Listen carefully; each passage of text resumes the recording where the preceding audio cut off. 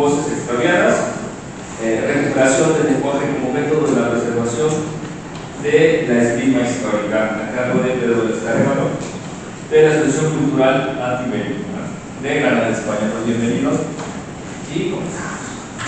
Muchas gracias por la palabra. Bueno, ante todo voy a explicar qué es la esgrima histórica, porque es una disciplina bastante poco conocida. Allá de donde soy, en España, ya poco a poco vamos dándole un poco más de calado, pero en México, aunque se esté practicando, de hecho, yo he venido aquí para participar en un certamen internacional, todavía falta por saber qué es. Bueno, en un principio, cuando hablamos de un arte marcial, siempre nuestra mente se va al extremo oriente, ¿no? A esas artes marciales de Japón, China, Corea, pero es que el resto del mundo también tiene artes marciales. En la parte que me corresponde, yo estudio las europeas, pero aquí en México también hay gente que está haciendo investigaciones muy interesantes sobre, por ejemplo, el uso del matahuido, ¿no? Y así podemos ir a cada uno de los países que, igual que en su memoria tienen danzas, costumbres tradicionales de diversos tipos, las artes marciales están ahí. En todo caso, nosotros no estamos perpetuando una tradición en peligro de extinción, sino que estamos haciendo un ejercicio de arqueología experimental. Estamos trayendo a la vida artes marciales que directamente desaparecieron, o sea, no han tenido una perpetuación maestro-alumno, y hace ya cientos de años que se perdieron. Entonces, lo primero, ¿por qué hacemos eso? ¿Por qué traer a la vida viejas maneras de hacer daño a un semejante, cuando ya en la actualidad, en el siglo XXI, sabemos que hay muchas maneras muy eficaces y terribles? Bueno, pues precisamente para dar contexto de dónde viene todo eso, es importante conocer la historia, ¿no? También porque hay un punto en esta sociedad que hay una frivolización de la violencia. O sea, básicamente, salvo que uno sufra en propias carnes la violencia, esa violencia la percibimos a través de películas, series de televisión, literatura, y llega un momento en que esa violencia pierde sentido, se convierte casi en un producto de consumo, y salvo que la viva en un entorno muy cercano, es algo pues casi ficticio. Entonces, la práctica del arte marcial en el siglo XXI tiene que tener un componente humanista, ético y, sobre todo, de ubicar esas prácticas históricas en la cultura contemporánea ahora mismo. Y después, evidentemente, lo que vamos a hacer en el siglo XXI no es hacer una reproducción de lo que se hacía en el siglo XV. Por ejemplo, en Europa había unos valores, pues bueno, los valores caballerescos eran terribles. O sea, un caballero que ahora la ética actual lo tiene como un ser casi de luz que defiende a los más débiles, pues no, pues era un señor elitista que utilizaba su posición de privilegio y el uso de la violencia para mantener un estatus de casta. Pues nosotros en el siglo XXI no podemos traer a la vida eso que evidentemente en su contexto histórico tenía sentido, pero en el siglo XXI no debe tener sentido. Bueno, y la práctica nuestra en el siglo XXI pues tiene que ser, tiene que aportar a la vida en el siglo XXI. O sea, si nosotros vamos a crear una nueva tradición, un nuevo uso tradicional, ese uso tradicional tiene que estar adaptado a los valores que necesita nuestra sociedad. Bueno, una vez ya puesto de manera muy rápida en contexto, ¿por qué el título de esta pequeña charla, Las voces extraviadas? Pues como he comentado antes, se rompió esa línea de transmisión oral y física y presencial, que era como se enseñaban las artes marciales. Entonces, si nosotros no tenemos a esas personas que en el pasado podían enseñar, ¿cómo lo hacemos? Pues lo hacemos a través del único recurso que nos queda, que son los libros. En ciertos momentos se escribieron unos tratados para preservar ese conocimiento. No, pero eran tratados que no están pensados, por ejemplo, como la literatura actual de aprenda esgrima en 10 cómodas lecciones. O sea, para empezar de cero, no. Porque eran prácticas que estaban insertas ya en el tejido social de la época. Tejido social que se ha perdido, que es diferente. Por lo tanto, hay un vacío, hay un rompecabezas. Y de hecho, aunque podamos traducir textos históricos en diferentes lenguas al lenguaje moderno, hay una serie de palabras que no comprendemos y que han perdido, que incluso aunque sigan, en este caso mi lengua es la castellana, aunque sigan en el castellano, están hundidas en múltiples polisemias olvidadas y que ya no se usan. Entonces, pues nosotros tenemos que rescatar. Y tenemos varios problemas, ¿no?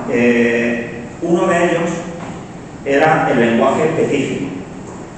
Incluso en las tradiciones modernas, bueno, las tradiciones no modernas, sino que se han permanecido, ya de generación en generación, uno de los problemas que hay es que ese vocabulario que les daba vida, que describiría a la perfección esa práctica tradicional, las nuevas generaciones ya no usan esas palabras dentro de su vocabulario general, porque el lenguaje crece, se modifica. Y el lenguaje pervive en cuanto su utilidad manifiesta está ahí. Si hay una tradición que se deja, que pierde fuerza, el lenguaje que la sostiene y que la describe pierde fuerza a su vez.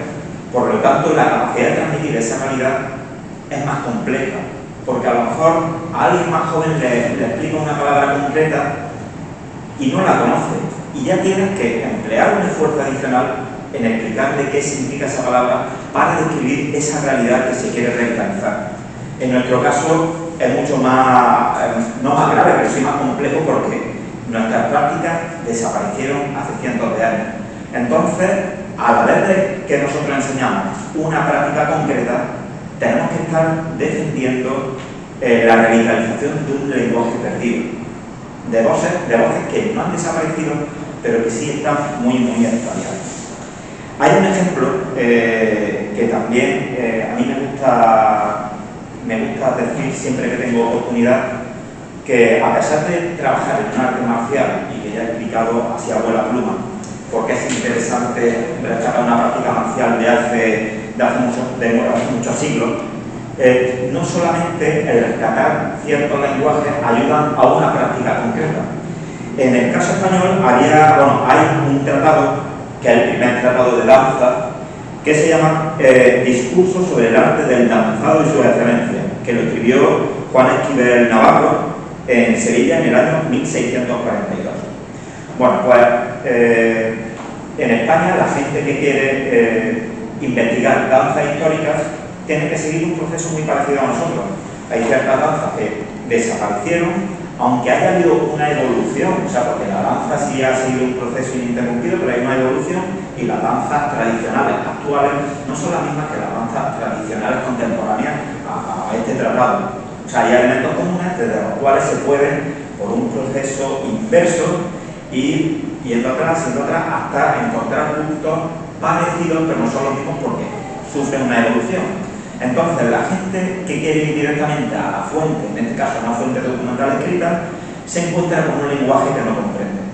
Y hubo un problema, por ejemplo, voy a leer una pequeñísima parte que describe con lo que quiero decir.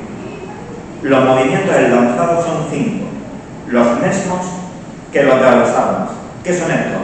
Accidentales, extraños, transversales, violentos y naturales. Bueno, pues encontraron las investigadoras, los investigadores que querían ver cómo se danzaba en el siglo XVII, que estaban diciendo los movimientos con lenguaje de grima. Entonces ahí se ha dado una colaboración entre diferentes áreas. La gente que en el siglo XXI estaba investigando grima histórica fue consultada. Oye, aquí están hablando de un tratado de grima. Yo sé de danza, pero no sé de grima. Y nosotros sabemos de grima, pero no de danza. Así que hubo esa colaboración. Entonces nosotros le tuvimos que explicar que un movimiento accidental no es movimiento por accidente, no, que el movimiento accidental es aquel que avanza hacia adelante. El movimiento natural es el que, por las leyes naturales, cae de arriba hacia abajo. El movimiento violento no es un movimiento agresivo, sino el que violenta las leyes naturales, de ir de abajo hacia arriba, y así sucesivamente. Esto lo que quiere decir es que muchas veces lo que parece inútil, lo que parece fuera de sentido en el siglo XXI, puede ayudar por sinergia a traer a la vida otras cosas que sí son más amables que el uso de una espada. Y bueno, este es un ejemplo muy concreto, pero podría extenderme bastante más, no lo voy a hacer porque sé que me quedan 5 minutos. Y bueno, nosotros nos referimos a esa sinergia, pero la idea sería enlazar con otras disciplinas que se están rescatando, porque muchas veces cuando se mira un rescate de una tradición con un solo foco, es decir, yo voy a traer a la vida una vieja gastronomía o a preservarla, yo voy a traer a la vida una danza o una artesanía, nos olvidamos que esa parte, aunque actualmente nos focalicemos en nuestra mentalidad del siglo XXI, compartimentando las disciplinas para especializar en ellas, en su momento eran parte de un todo. Eran parte de un todo y no solamente compartían lenguaje, como con el ejemplo que he comentado antes, sino que compartían una realidad. Eran un patrimonio inmaterial compartido. ¿Por qué? Porque la persona que danzaba comía. Y la persona que comía a lo mejor se iba a dar clases de grima. Y después utilizaba algo que estaba tejido por su vecino. En el momento que no veamos que ese tipo de recuperación de disciplinas son cosas parciales, sino que lo veamos como un todo y que colaboramos entre todos, cada uno con ciertas partes que quizás en el propio lugar donde estamos investigando no están, sino que están en esa disciplina hermana que comparta a lo mejor cierto lenguaje o cierto uso o cierto conocimiento que nos va a ayudar, pues creo que hasta que no hagamos ese esfuerzo por no solamente mirar a nuestro ombligo, sino ver también qué disciplinas pueden hacernos crecer, la cosa va a ir mucho más lenta, porque estamos hablando del lenguaje como patrimonio inmaterial, pero después también hay una parte de cultura material.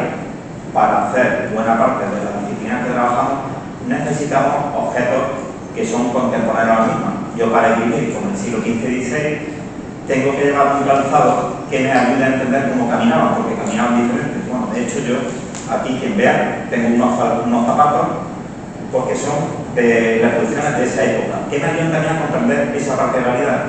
Por lo tanto, a mí me interesa que haya zapateros que fabriquen ese tipo de calzado. Después, el uso del lenguaje, volviendo un poco a lo que es esta charla, muchas veces en las investigaciones tenemos varios problemas. El primero es el abuso de préstamo de otras lenguas, porque ahora parece que todo se tiene que homogeneizar, perdiendo la propia identidad del lenguaje.